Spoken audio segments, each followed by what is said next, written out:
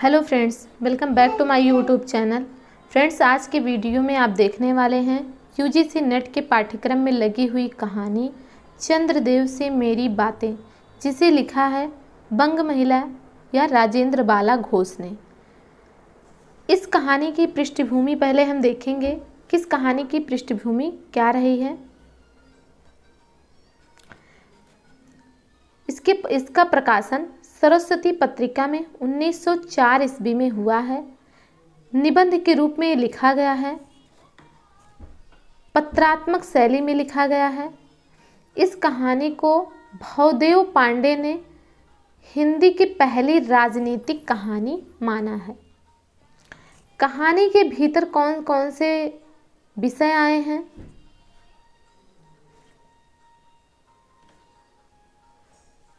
पक्षपात, कलकत्ता की बात, वाहन, एकता का सूत्र, परिवर्तन, ज्ञान विज्ञान, चिकित्सा, बिजली, तंत्र विज्ञान, कानून, ये सब चीज़ें इस कहानी में पात्र के रूप में आए हैं।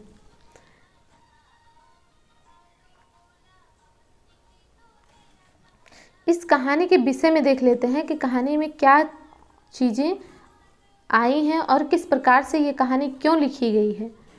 उपनिवेशवाद के शिकार भारत में तत्कालीन आर्थिक, राजनीतिक, सामाजिक समस्याओं का वर्णन करते हुए वायसराय लॉर्ड कर्जन और उनकी व्यवस्था पर करारा व्यंग किया गया है। इस कहानी में लॉर्ड कर्जन, सीधा सीधा आप समझिए कि लॉर्ड कर्जन की व्यवस्था पर करारा व्यंग किया गया है। दूसरा है कि यह कहानी चंद्रदेव को लिखे गए पत्र के रूप में लिखी गई है, जिसमें तत्कालीन गुलाम भारत की व्यवस्था और परिवेश पर व्यंग किया गया है। अंग्रेजी सरकार की न्याय व्यवस्था पर व्यंग, रंग भेद एवं पक्षपात का चित्रण। आप जब इस कहानी को पढ़ेंगे तो आप इसमें देखेंगे कि इसमें बात की गई है गौरांग कृष्णांग की बात की, इसमें काले गोरी की बात की गई है। सरकारी मिशन और कमीशन की उपयोगिता पर प्रश्न चिन्ह लगाया गया है। उचित शिक्षित वर्ग की काठ के पुतलों से तुलना की गई है। भारत की दीनहीन व्यवस्था को देख लेने का आग्रह भी चंद्रदेव से किया गया है। और आगे प्रकृति से छेड़छाड़ पर भी व्यंग किया गया है। मसलन कलकत्ता आदि को देखकर आपके देवराज सुरेंद्र भी कहेंगे कि हमारी अमरावती तो इसके आगे निरी फीकी सी जान पड़ती है। ऐसा संवाद इसमें प्रकृति से छेड़छाड़ पर व्यंग किया गया, ऐसा संवाद इसमें आया है। कलकत्ता विश्वविद्यालय के विद्वानों पर भी व्यंग किया गया है। पात्र कौन है इसमें? लेखिका है और चंद्रदेव। लेखिका ने लिखा है चंद्रदेव को। तो इस प्रकार ये हमारी कहानी की, समझ लीजिए, एक भूमिका रही। अब आगे हम कहानी को वर्ड टू वर्ड अच्छे से पढ़ेंगे और इसमें जो भी चीज़ें, जो भी कथन इम्पॉर्टेंट है, जो भी नाम इम्पॉर्टेंट है, जो भी स्थान इम्पॉर्टेंट है, उन सभी को भी ध्यान से देखते चलेंगे।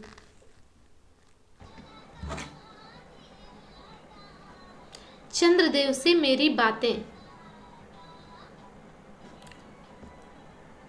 भगवान चंद्रदेव, आपके कमलवत कोमल चरणों में इस दासी का अनेक बार प्रणाम। अब इन्होंने पत्र कहाँ से शुरू किया?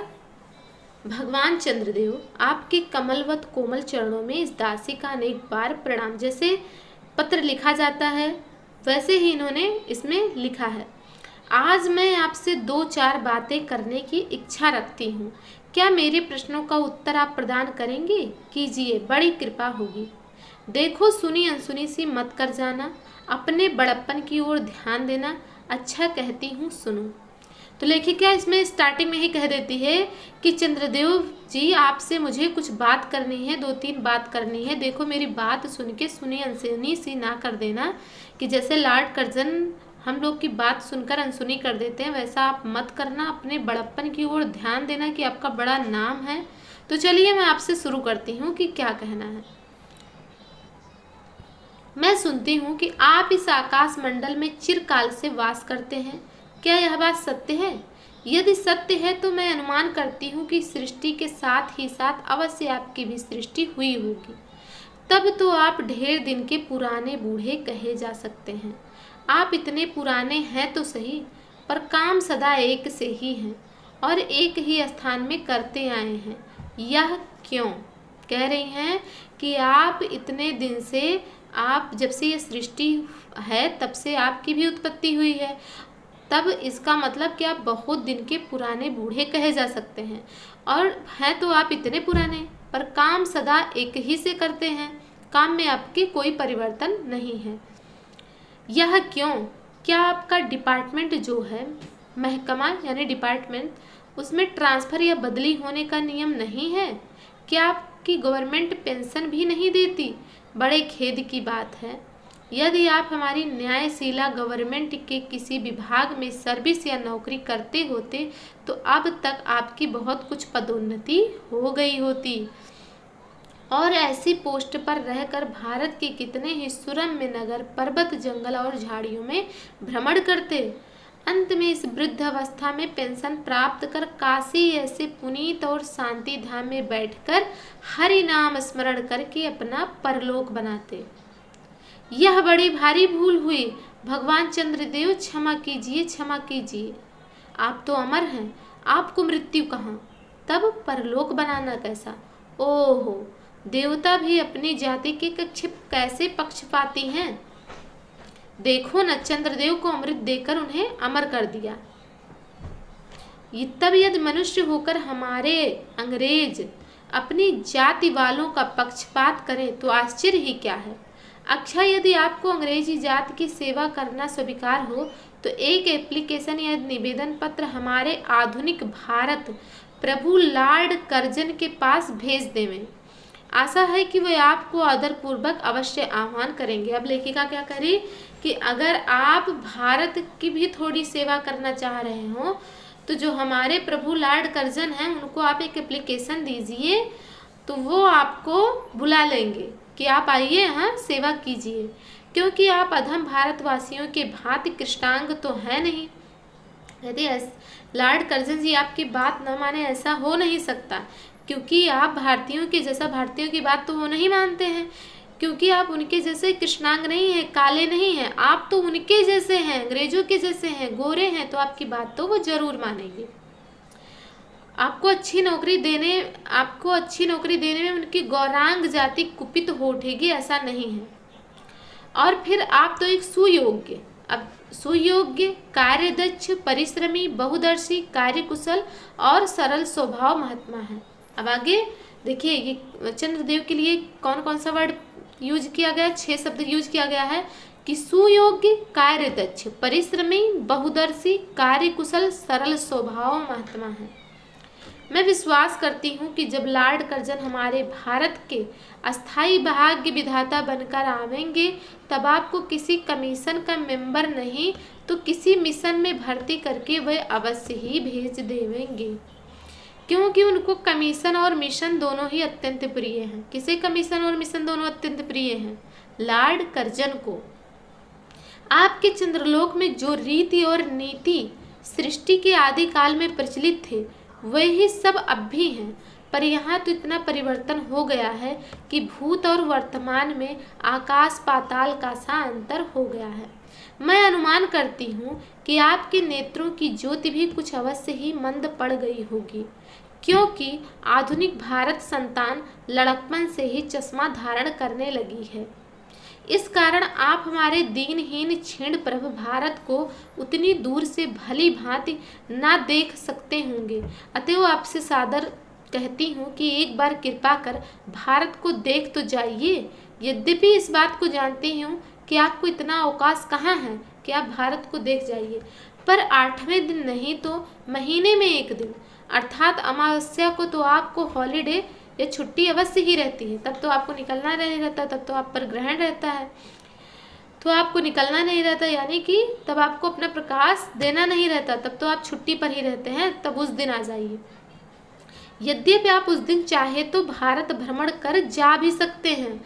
इस भ्रमण में आपको कितने ही नूतन नए नए दृश्य देखने को मिलेंगे, जिसे सहसा देखकर आपकी बुद्धि जरूर चकराएगी। यानी अचानक से जब आप ऐसा देखेंगे तो आपकी बुद्धि जरूर चकरा जाएगी। यदि आपसे सारे हिंदुस्तान का भ्रमण शीघ्रता के कारण ना हो सके तो केवल राजधानी कलकत्ता को देख लेना तो अवश्य ही उचित है। फिर इसके बाद लेखिका कह रही हैं कि अगर शीघ्रता के कारण, जल्दबाजी के कारण आप नहीं देख पा रहे हैं पूरे हिंदुस्तान को, तो आप सिर्फ राजधानी कलकत्ता को ही देख लीजिए। उस समय राजधानी कहाँ थी? कलकत्ता। वहाँ के कल कारखानों को देखकर आपको यह अवश्य ही कहना पड़ेगा कि यहाँ के कारीगर तो विश्वकर्मा के भी लड़क दादा निकले। यही क्यों आपकी प्रिय सहयोगिनी दामिनो, जो मेघों पर आरोहण करके आनंद से अटखेलियाँ किया करती हैं, वह बेचारी भी यहाँ मनुष्य के हाथ का खिलौना हो रही हैं। भगवान निशानाथ, जिस समय आप अपनी निर्मल चंद्रिका को बटोर मेघमाला अथवा पर्वतों की ओट से सिंधु की गोद में जा सकते हैं, उस समय यही नीरद वासिनी, विश्वमेघनी, सौदामिनी अपनी उज्ज्वल मूर्ति से आलोक प्रदान कर रात को दिन बना देती हैं। ये सब तीन शब्द किसके विषय में प्रयोग हुआ है? लाइट के विषय में, बिजली के विषय में, कि नीरद वासिनी, विश्वमोहिनी, सौदामिनी अपनी उज्जवल मूर्ति से आलोक प्रदान करती हैं, यानी प्रकाश प्रदान करती हैं और रात को दिन बना देती हैं। आपके देवलोक में जितने देवता हैं उनके वाहन भी उतने हैं। किसी का गज है, किसी का हंस है, किसी का बैल है, किसी का चूहा है।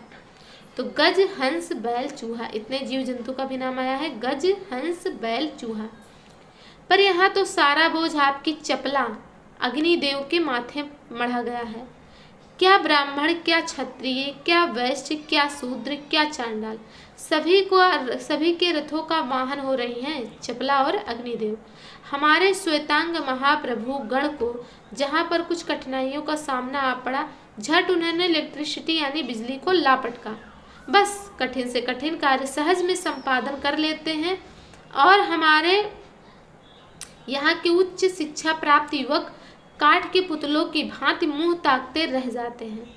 जिस व्योमवासिनी विद्युत देवी को स्पर्श तक करने का किसी व्यक्ति को साहस नहीं हो सकता, वही आज पराए घरों में आश्रिता नारियों की भांति ऐसे दबाव में पड़ी हैं कि वह चूं तक नहीं कर सकती। क्या करें? बेचारी के भाग्य में विधाता ने दासी वृत्ति ही लिखा था। हरिपदोब्धवा त्रिलोक पावनी सुरसरी, हरिपदोब्धवा त्रिलोक पावनी सुरसरी के भी खोटे दिन आए हैं। वह भी अब स्थान स्थान में बंधनग्रस्त हो रही हैं। उसके वक्षस्थल पर जहाँ तहाँ मोटे बृहदाकार खंभ गढ़ दिए हैं। ये किसके लिए प्रयोग हुआ है? ये शब्द प्रयुक्त हुआ है पृथ्वी के लिए, धरती माता के लिए। कलकत्ता आदि को देखकर आपके देवराज सुरेंद्र भी कहेंगे कि हमारी अमरावती तो इसके आगे निरी फीकी सी जान पड़ती है। वहाँ ईडन गार्डन तो पारिजात परिशोभित नंदन कानन को भी मात दे रहा। वहाँ के विश्वविद्यालय के विश्व श्रेष्ठ पंडितों को विश्वव्याधिनी विद्या को देखकर बीड़ा पाड़ी सरस्वती देवी भी कहने लग जाएंगे कि निसंदेह इन विद्या दिग्गजों की विद्या चमत्कारिणी है। वहीं के फोर्ट विलियम के फौजी सामान को देखकर आपके देव सेनापति, देवताओं के सेनापति कौन है? कार्तिकेय बाबू, इनके भी क्या होंगे? छक्के छूट जाएंगे, क्योंकि देव सेनापति महाशय देखने में खास बंगाली बाबू से जचते हैं और उनका वाहन भी एक सुंदर मयूर है। इनका वाहन क्या है? मयूर है। बस इससे उनके वीरत्व का भी परिचय खूब मिलता है। वहाँ की मिंट या टकसाल को देखकर सिंधु तनया, आपकी प्रिय सहोदरा कमला देवी तथा कुबेर भी अकचका जाएंगे। भगवान चंद्रदेव इन्हीं सब विश्वमयोत्पादक अपूर्व दृश्यों का अवलोकन करने हेतु आपको सादर निमंत्रित तथा सविनय आहूत करती हूँ। संभव है कि यहाँ आने से आपको अनेक लाभ भी होंगे। आप जो अनादिकाल से निज उज्ज्वल वपु में कलंक की कालिमा लेपन करके सशंकी, ससधर, ससलांछन आदि उपाधि मालाओं से विभूषित हो रहे हैं। सिंधु तने होने पर भी जिस कालिमा को आप आज तक नहीं धो सके हैं, वही आजन्म कलंक शायद यहाँ के विज्ञान पंडितों की चेष्टा से छूट जाए। जब बंबई में स्वर्गीय महारानी विक्टोरिया देवी की प्रतिमूर्ति से काला दाग छुड़ाने में प्रोफेसर गज्जर महाशय फलीभूत हुए हैं, तब क्या आपके मुख की कालिमा छुड़ाने में फलीभूत ना होंगे? देखिए इसमें चंद्रदेव का नाम क्या क्या है? शशांक, शशधर, शशलांछन, ये 3 शब्द उनके लिए भी प्रयुक्त हुआ है, ये भी आपको ध्यान रखना है। शायद आप पर यह बात अभी तक विदित नहीं हुई कि आप और आपके स्वामी सूर्य भगवान पर जब हमारे भूमंडल की छाया पड़ती है तभी आप लोगों पर ग्रहण लगता है। पर आपको तो अब तक वही पुराना विश्वास बना हुआ है कि जब कुटिल ग्रह राहु आपको निगल जाता है तभी ग्रहण होता, पर ऐसा थोथा विश्वास करना आप लोगों की बड़ी भारी भूल है। अतः हे देव, मैं विनय करती हूँ कि आप अपने हृदय से इस भ्रम को जड़ से उखाड़ कर फेंक दें। अब भारत में ना तो आपके और ना आपके स्वामी भुवन भास्कर सूर्य महाशय ही के वंशधरों का साम्राज्य है, और न भारत की वह सस्य श्यामला स्वर्ण प्रसूता मूर्ति ही है। अब तो आप लोगों के अज्ञात एक अन्य द्वीपवासी परम शक्तिमान गौरांग महाप्रभु इस सुविशाल भारतवर्ष का राज्य वैभव भोग रहे हैं। अब तक मैंने जिन बातों का वर्णन आपसे स्थूल रूप में किया, वह सब इन्हीं विद्या विशारद गौरांग प्रभुओं के कृपा कटाक्ष का परिणाम है। यूं तो यहाँ प्रतिवर्ष पदवी दान के समय कितने ही राज्य विहीन राजाओं की सृष्टि हुआ करती है, पर आपके वंशधरों में जो 2-4 राजा महाराजा नाम मात्र के हैं भी, वह काठ के पुतलों की भांति हैं। जैसे उन्हें उनके रक्षक नचाते हैं वैसे ही वे नाचते हैं। मैं इतनी भी जानकारी नहीं रखते कि उनके राज्य में क्या हो रहा, उनकी प्रजा दुखी है या सुखी।